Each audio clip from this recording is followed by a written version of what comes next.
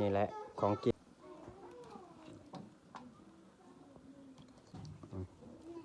กินให้มันอิ่ม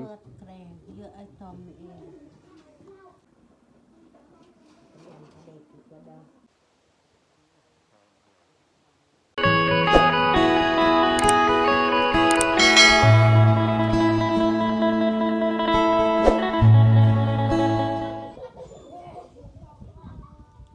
ทักทายสบายดีพ่อแม่พี่น้องเบิร์ดสุคนยินดีตอนรับเข้าสู่2เบาปอกสำหรับตอนเที่ยงมื้อนี้เฮากะสีนึ่งข้าวกล้วยเพื่อมากินอาหารตอนเที่ยงนี่แหละโอเคจังใดกับทุกคนติดตามเบิ่ง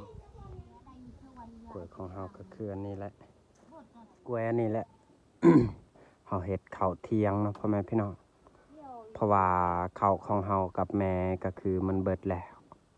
มีแต่เฮาสิตัดเอากล้วยมาเฮ็ดกับข้าวแม่ก็เริ่มตัดกกของมัน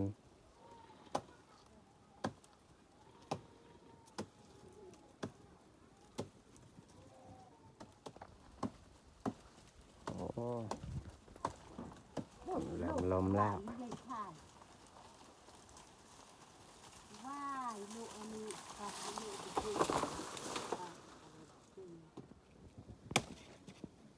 แม่ก็คือดึงโอ้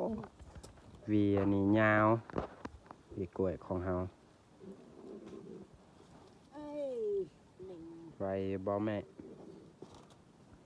ก็ไม่แต่มาได้เรื่องกล้วยของเฮามีแต่แม่พาออกจากวีของมันตัดเลยแม่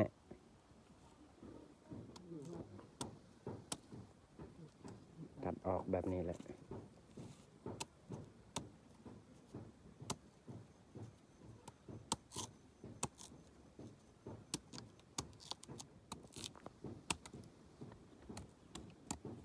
เมียง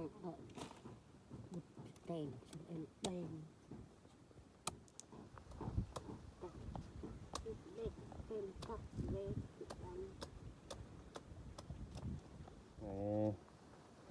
ส่วนเครื่องนึ่งนี่เฮาปะให้มันสุกวีนึงเฮาจะเฮ็ดข้าวกินเนาะข้าวกินตอนเที่ยงแม่ทำการยัดใส่กระพาลุงบิงช่วยล่อนะจะมางานกูดังโยก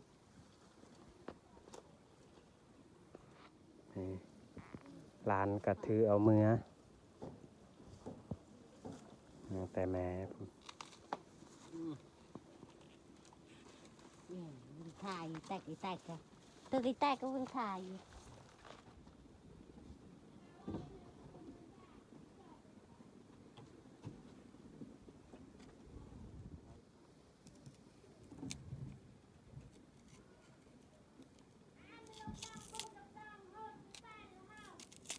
เขาcà phê cái tem hốt có quanh đồ rệt đồ ăn con làm đi là vậy dù hạt rệt đồ có quanh ăn rệt con hốt ngạn rệt nè rệt một bèn có nhiều rệt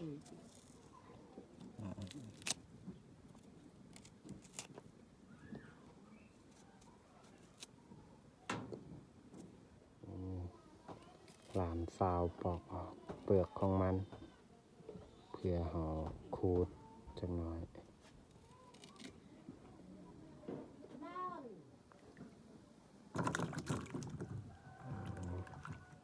ล้างเลยล้างออกยาง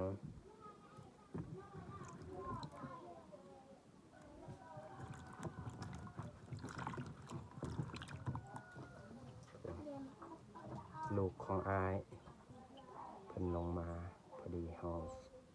บอกให้เพิ่นหุงข้าวเลยหรือว่านึ่งข้าวและ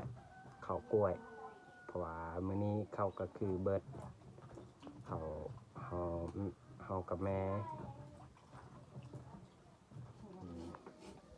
หลานน้อยเริ่มขูดแล้วก็ไม่ได้ราวในบักที่ดอกค่ะจะเราที่ดอก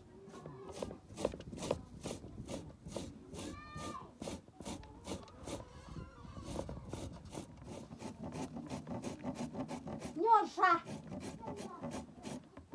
nose phải khám cho cha นี่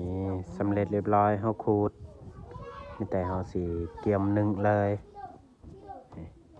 มันมีเม็ดสีดำๆก็คือในของมันยังน้อย ngon và lâu hả cô thì sao màu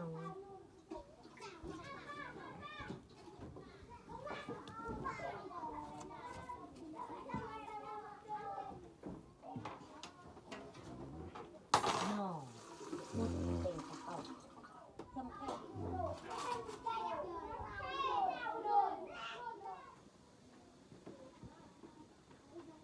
นี่เป็นยัดเลย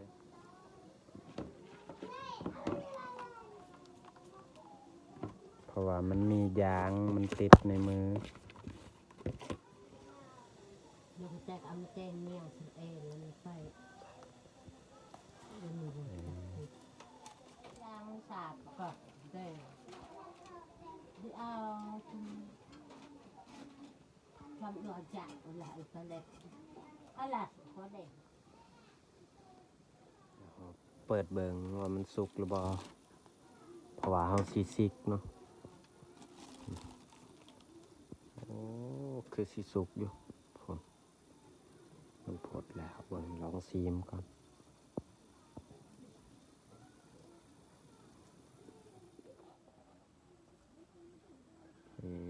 ปองเลยเพราะว่าเขาคือสิสุกอยู่ปองไว้เลยหาแนวจับมันฮอดเลย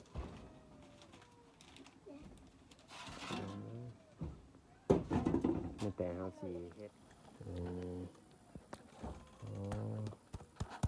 เป็นตากินเนาะพ่อแม่พี่น้องข้าวของเฮาน่ากินเลยลองซีมเบิ่ง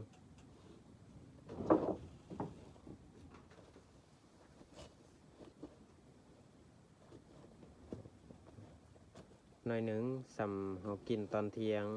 เพราะว่าเขาบ่มีเราก็ต้องเพื่อได้อุ่นท้อง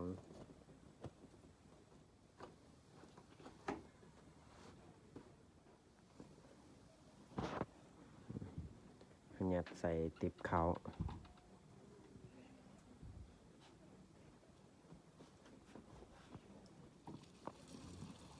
ล้างบอนหวานบ่ฮู้ว่ามันบ่คัน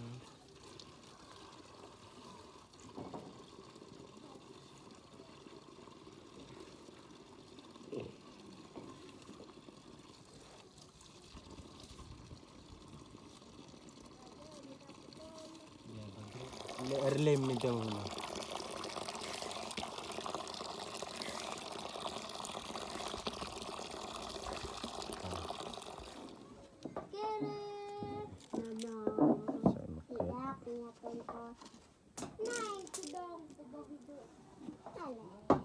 ใส่เกลือ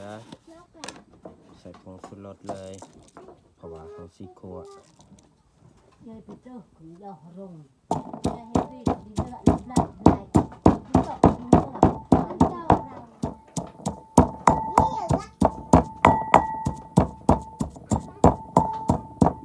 นี่นี่เด็กจะมาอีตูดโน่นมาดู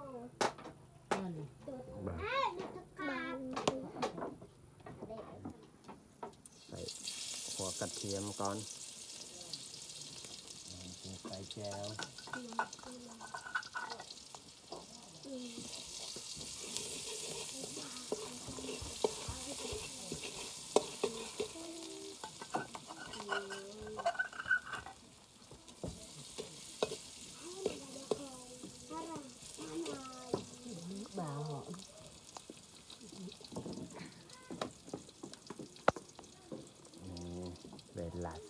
เวลาการใบเจอระบอน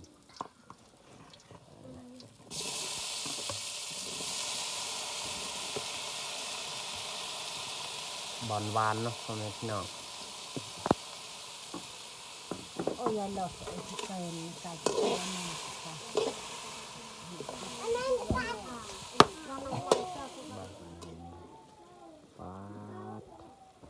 ตัดมาสุดท้ายก็คือของใส่ผักอีตูกับ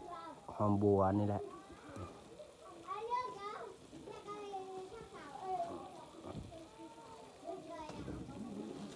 ถ้ามีซีนนี่คือสิแซ่บอยู่นะครับ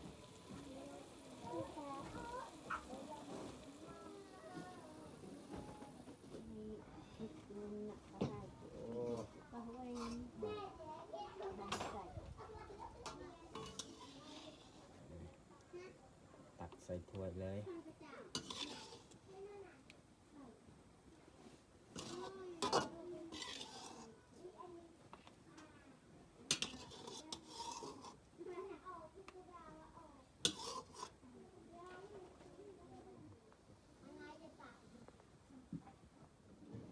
นี่แหละของกินของเฮาก็คือขั่วบะหวานนี่ยอดบะหวานเนาะอันนี้ก็จะมีข้าวกล้วยนี่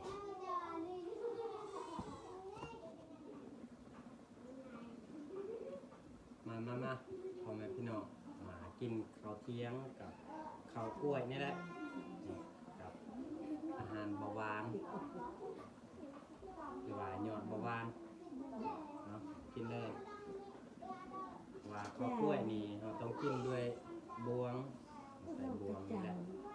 แต่ว่ามันบวติดกัน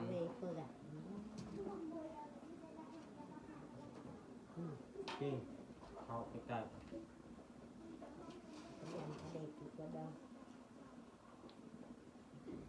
Ya, kalau nak ni, nak ikan pun nak lagun.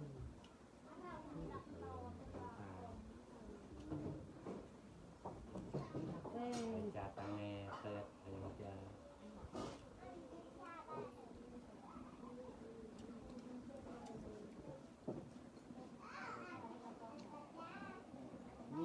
แซ่บคือกัน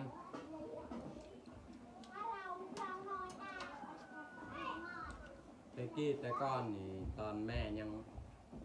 ทุกข์ยากลำบากยังบ่ทันย้ายมาอยู่นี่กินตลอดเอาแบบนี้บางทีกับ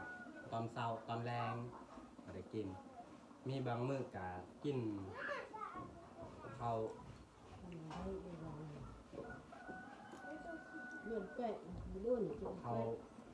มักเดือปลานี่แหละจะเอามานึ่ง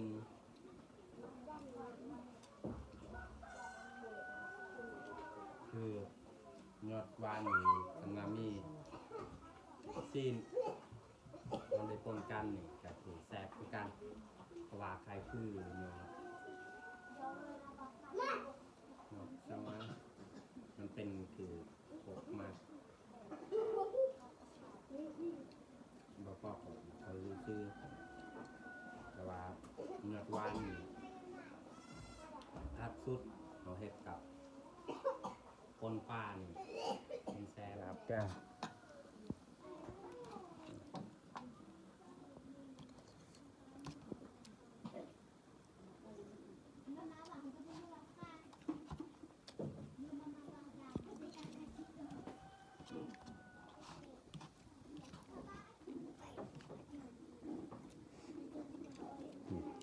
นี่ก็คือร้านน้อยกินให้มันอิ่มเยอะไอ้ตอมเอง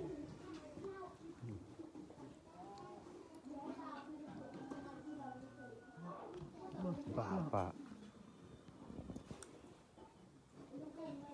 แซ่บบ่แม่ใช่กินหลาย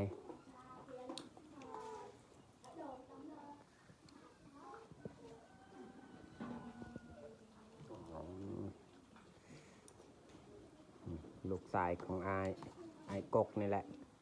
แต่ว่าเพิ่นลงมาลิ้นอยู่นี่เพราะว่าเขาเจ้าเฮ็ดเฮือนอยู่เทิงพูนแปะกันกับใกล้ๆกับเฮือนเบาเปลือกนี่แหละเขามาตั้งเฮือนอยู่พูนส่วนอยู่นี่ก็ยังเหลือเฮา2 คนจะมีไอ้พุทธที่2สิว่าพุทธที่3พุทธที่4ก็แม่นเพราะว่าผู้ชายนี่เฮา5 คนมีผู้หนึ่งอยู่สวรรณเขต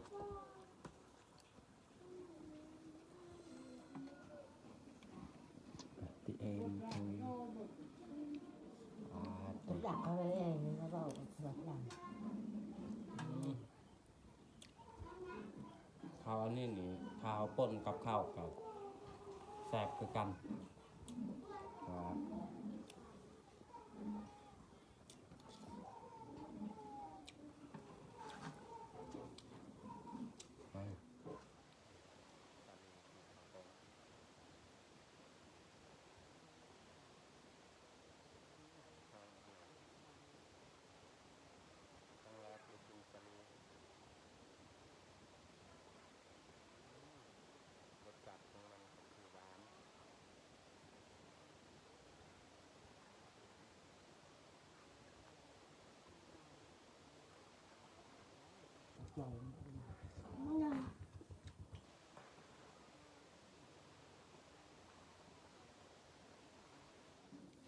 โอเคพ่อแม่พี่น้องสำหรับคลิปนี้ก็จบลงอยู่นี้อย่าลืมฝากกดไลค์กดแชร์กดติดตามเพื่อเป็นกำลังใจให้บอปอเฮ็ดคลิปต่อไปขอบใจ